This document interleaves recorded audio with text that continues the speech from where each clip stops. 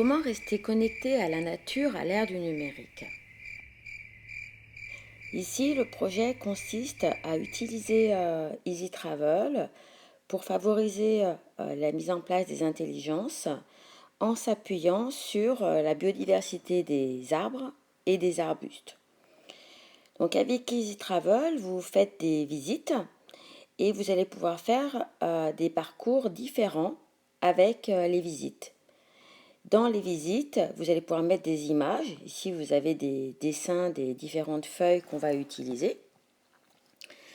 Et donc, au niveau des parcours, vous allez pouvoir faire un parcours A, un parcours B, et cela va pouvoir mettre les élèves en compétition. Donc, avec Easy Travel, vous allez pouvoir tester vos connaissances, voir l'itinéraire. Ici, vous avez les différents arbres qui ont été sélectionnés et vous voyez les élèves qui observent ces arbres qui les entourent et qui choisissent d'aller plutôt d'abord à l'arbre numéro 2 ou l'arbre numéro 5. En fait, ils choisissent leur itinéraire, c'est un parcours libre.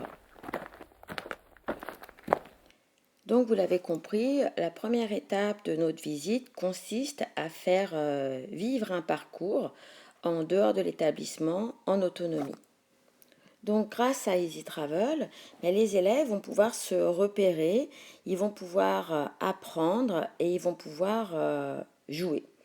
Donc ils vont pouvoir apprendre grâce à des photos que vous aurez placées dans le parcours.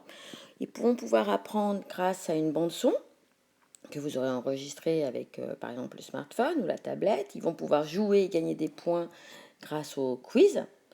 Ils vont pouvoir aussi gagner des points grâce à la géolocalisation et ils vont pouvoir comprendre ce qu'ils sont en train de voir en phase 2 grâce au texte que vous aurez placé donc pour chaque visite. L'étape 2 va consister à réutiliser le vocabulaire qui a été utilisé dans les cartes de jeu, d'accord? Et pour cela, vous allez leur donner une clé détermination.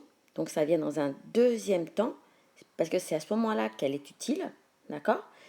Et vous allez pouvoir coupler l'utilisation de cette clé détermination par la recherche d'un code par l'intermédiaire d'un mot mystère.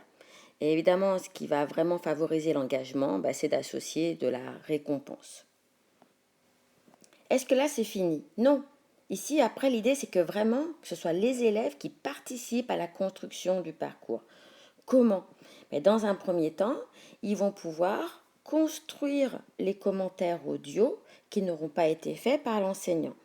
Donc ça va être intéressant parce que les élèves, ils vont pouvoir réinvestir le vocabulaire, cette fois d'une façon orale, et d'écrire les différentes feuilles, les différents arbres, à l'aide du texte qui a été proposé dans chaque visite, mais aussi à l'aide du quiz et des explications associées. Ça, c'est vraiment important que les élèves coopèrent avec l'enseignant pour construire la visite pour tous. Dans cette dernière étape, on va essayer de faire comprendre aux élèves ce qu'est une clé de détermination afin qu'ils puissent en créer une dans un nouveau parcours. Pour cela, on va les faire jouer avec du matériel réel et avec des cadenas. Ces cadenas, on va pouvoir les ouvrir à l'aide d'énigmes. Ces énigmes vont être basées sur l'observation des feuilles de manière à pouvoir réutiliser les critères de détermination. Les deux équipes n'observent pas les mêmes feuilles et ici, ils n'ont pas les mêmes critères de détermination. Pour ouvrir le code, il va donc falloir que les deux équipes coopèrent. Donc après la compétition, il y a une collaboration. Mais une énigme peut en amener une autre. Et cela va permettre aux deux équipes de collaborer et d'identifier de nouveaux critères de détermination en rajoutant de nouvelles feuilles, ce qui va favoriser leur sens de l'observation et leur coopération au sein des deux équipes. Et ici, ils commencent à visualiser finalement ce qu'est une clé de détermination. Il a ce critère ou il n'a pas ce critère. Les élèves remplissent donc toutes les cases et ils observent que les cases grisées existent dans les deux équipes, mais ne correspondent pas obligatoirement aux mêmes lettres. Il va donc falloir de nouveau se mettre ensemble de manière à pouvoir réussir à trouver le code en lien avec l'énigme 2. Il y aura évidemment une petite récompense à l'intérieur de la boîte. La récompense, ça semble très important. On peut aussi poursuivre l'apprentissage de ces mots clés pour la détermination en dessinant sur les cocottes les formes qui correspondent aux formes. Donc voilà, l'idée de travailler sur cette clé détermination, c'est de jouer pour apprendre. Donc finalement, en quoi ce projet nous a intéressés ? Ce projet nous a intéressés parce qu'on a vu que ça pouvait favoriser les intelligences des élèves, parce que ce support numérique, Easy Travel, c'est un support donc qui aide à l'aide des photos, des textes.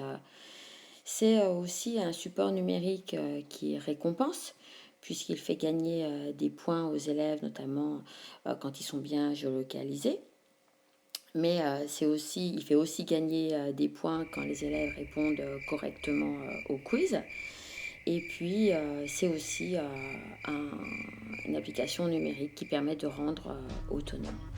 Merci aux enseignants de SVT de la PBG de Lyon d'avoir participé à ce projet et de l'avoir testé, en espérant que cette petite vidéo pourra vous aider à réfléchir à la mise en place de ce type de projet en association avec d'autres matières.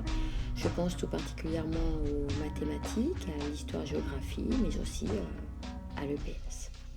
Merci.